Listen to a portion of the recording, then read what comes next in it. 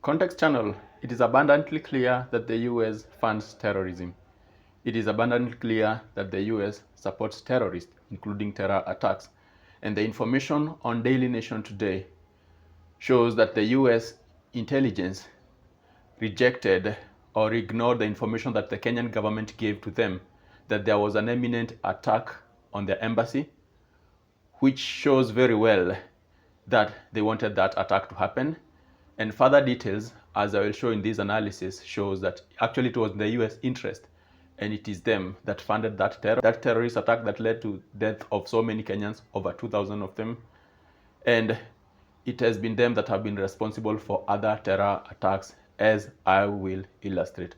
So stick with me as we commemorate the 26th anniversary of August 7th bombing in our capital, Nairobi, and 26 years that families have had to wait for the US to compensate them without compensation, and for those many years that the US has rejected to take responsibility. So please like, share, and subscribe to my channel. I'm going to dissect this issue from 3 dimensions. I want first to give you evidence that it is the US that conducted that terror bombing, and it is the US that does other terrorist attack. Number 2 is to give you motivation. Why would the US do that? Or why would the US support terrorism? Number 3, I'll be telling you how we can be safe politically, how we can reinforce our country, our society, to be safe from such machinations that lead to death and other costs that I will illustrate. Welcome. Again,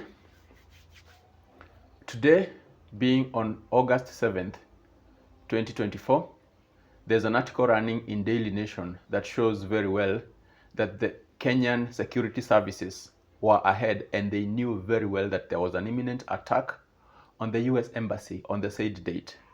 And they've conveyed such information to the US security services, to US embassy and relevant bodies, and that information was ignored. So your guess as to why it was ignored may be that it was just for the sick, but for me, that was not for the sick. Actually, the US wanted that terrorist attack to happen alongside another one in Dar es Salaam, and another one that occurred later in New York. And the main goal of that was to galvanize the world, to show the world that there is a terrorist threat globally, and then there was a need for the whole world to stop everything, for all governments to stop everything and join the US in its so-called war on terror, in which the US and its allies, UK, France, and Western Europe, invaded oil-rich countries of Middle East, stole oil for their use, and using the justification of fighting terrorism. So in other words, if you start joining the dots, you realize that the terror attack of August 7th in Nairobi, the terror attack of August 7th in Dar es Salaam, then September 11th attack on New York were all leading to galvanize the world support for the US government to join UK, to be joined by the UK, France, Germany, and Western Europe, including roping Kenyans to go invade Iraq, later on invade other countries, and steal all oil resources of Iraq, so for enrichment of the UK. There is this other KBC documentary that tries to describe the investigation into how that bombing happened. After the bombing, the US Kenyan security services and police services arrived in the scene, combed all the evidence they could get, and presented it to the US. And also the US services were there, the FBI, whatever, conducting their own investigation. And what they did, they pretended to hit a deadlock. All what they could retrieve was some piece of the counter that was bearing those explosives. And then they pretended to hit the deadlock like it could not lead them to anywhere. On the other hand, Kenyan security services, Kenyan police took over the case, investigated. They found out something, that the terrorist who conducted that attack was working for an US NGO, had been licensed to deliver aid to Kenya, relief aid, so-called relief aid, and was transporting so-called fertilizer. And in that process, it was that fertilizer that was used to conceal the bomb that detonated and killed so many people. So you start now seeing the link with the US. Like, it was a US NGO that had been registered that facilitated that terrorist to access bomb making materials and the fertilizer to conceal it and then to deliver it. So I don't think at this point why anybody would like to tell me it was a coincidence that somebody registered a US-based NGO, pretended to be delivering aid to Kenya, coincidentally started handling materials that can be used to make bomb, that is fertilizers and whatever, and then had so much clearance as an NGO to even go to the US embassy for the day of bombing. And coincidentally, when that counter piece was retrieved from the site, the US security services pretended to hit the deadlock. They didn't want to be investigated further as who it belonged to, what it was doing, and if it was up to them, we couldn't even have known that the organization that was supporting that terrorist was US registered NGO. So you are starting to see a pattern. So beyond that KBC documentary, there is this KTN documentary that is called Sahel Akukaliki, or Ukanda wa Sahel Akukaliki. So from the beginning, when the terrorist attack happened in Nairobi, you realize everybody, including the US, started blaming the international terrorist Osama Bin Laden, who never, ever claimed responsibility for that attack. And if you have any video or link of any information of him claiming responsibility, please share, because I can assure you there is not such thing. So if the US wanted us to believe that Osama Bin Laden orchestrated that attack like they reported, then that brings me to something. If the US want us to believe it was Osama Bin Laden, who is Osama Bin Laden? Osama Bin Laden was an employee of the US security CIA. He worked with the US to fight countries that the US did not want to plant terrorists, to plant terror attacks, to train Islamic militants in the countries the US did not want. For example, starting with Afghanistan. There was a time Afghanistan was a prosperous communist country or socialist country, and the US was inflamed by that. So as a result, as information from the US State Department operatives reveal, the US started to plan to orchestrate terrorists, to train terrorists, to destabilize the government in Afghanistan until Soviet Union intervened. And after the Soviet Union intervened, the US continue now supporting terrorism through Osama Bin Laden. There's even some articles that praise Osama Bin Laden, calling him a warrior, printed in the US media, and I will show you. So that tell you something. And there's no evidence that Osama Bin Laden ever retired from the US service. So as a person working in the intelligence services of the US, it is clear then he was being used in our Kenyan cases to divert attention for the interest of the US. So in other words, the US conducted terror attack on our country and then blamed a terrorist figure they had created before.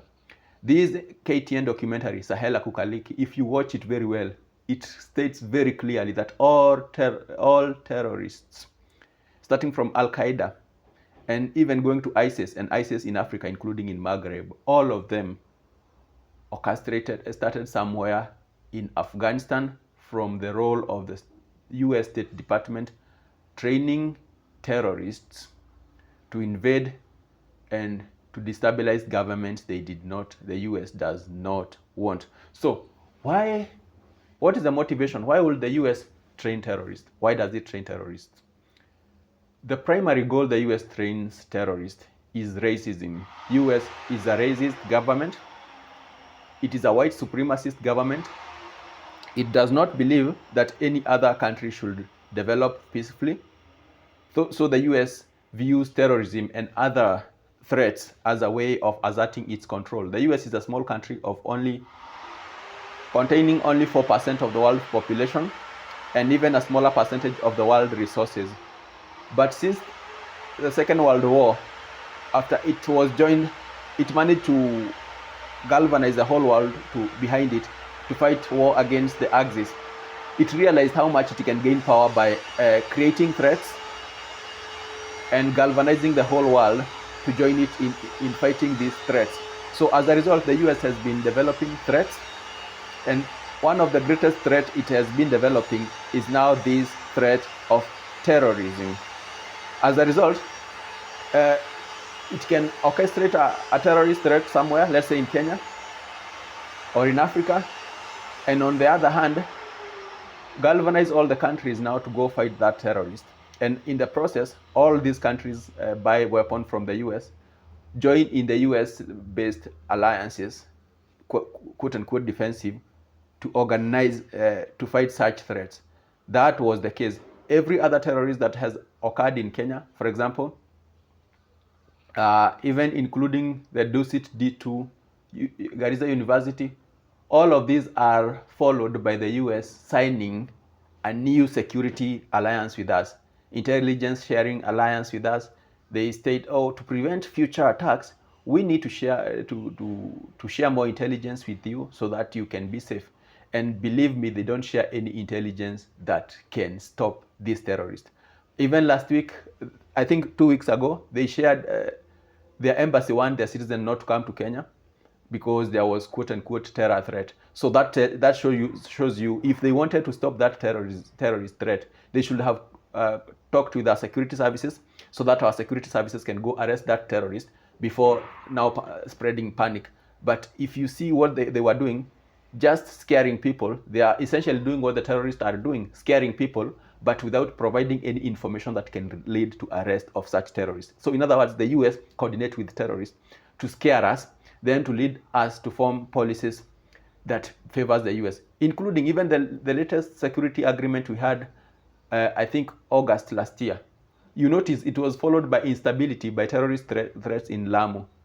And that security agreement is the one that paved way for us to send our police services to Haiti. What does that tell you? The terrorist attack was used by the US to justify us sending our own police services to Haiti and not to fight terrorism in Lamu. In other words, terrorist is what the US uses to advance its interest, and therefore the US supports terrorism. Other evidence you can see includes in the Westgate attack. We see there's this white woman, we are told, directed that attack. That white woman is from the UK. The UK is top US ally. So why would a UK based woman come orchestrate terrorism here? And if the UK and the US, I see them as brother or sister countries, if we sign this defense agreement or intelligence sharing agreements with them, how comes then that they have no power or the intelligence cannot stop these people like the White Widow from coming to cause terrorism? That means it's simply because they benefit from the terrorism and they cause that terrorism. Another evidence is this list of terrorists, of wanted guys that Kindiki gave to the media. And you notice all these, out of this group of people, there are just so many UK citizens.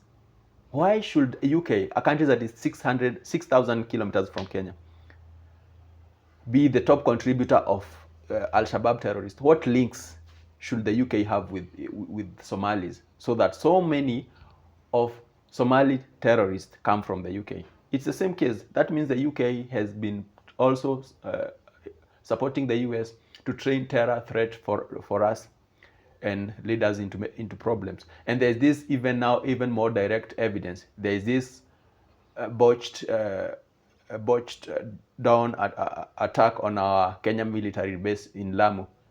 There's this video that was circulating, including by Citizen TV, and you see very well there were 2 white people. And they were UK citizens. What were UK citizens doing with Somalis terrorists? So, viewers, I want to tell you that terrorism is the new neo-colonial lever. It is used to scare countries, to make them sign one-sided security deals with the US and UK so that they surrender their sovereignty. They surrender their sovereignty. And there's this Intercept article that shows very well that when the US decide to come to your country to quote unquote fight terrorism, the terrorist threat increases, and then it justifies more US presence, and then you have more US presence and more terrorist presence. The ultimate goal of the US and the UK is now to divide and rule. So to bring such a huge terrorist threat to justify their total control of Kenya, so that now they can continue now mining our resources, stealing our resources, using us as slave labor and whatever. So based on this Intercept report, you see very well that terrorist threats increases, like the US purports to come to your country to fight terrorist threat, then the terrorist threats increase. So that means the US increases the terrorist threat. How to be safe is to call upon our politicians to stop joining any US-led security alliance, to stop it, to renege or to leave all the security and intelligence sharing agreements you have the US and the UK. As you can see in the investigation of August 7th terror bombing, and even in stopping the Dusit D2 hotel attack, or even in Garissa University attack, it's our soldiers, it is our Kenyans, it is our security services that stopped these attacks themselves without assistance from the West. So why should we have security agreements that do not help us? Okay, you see where the neocolonialism is coming with terrorist attack. So, as I wish all those that were affected in August 7th bombing of 1998 well, quick recovery, I want to call all of my viewers to call on your politicians to urge the Kenyan government to leave all security and intelligence sharing arrangements with the US and the UK, because that's where they are surrendering more control to the US to fund even more terrorism. So, viewers, thank you for your time. Context Channel.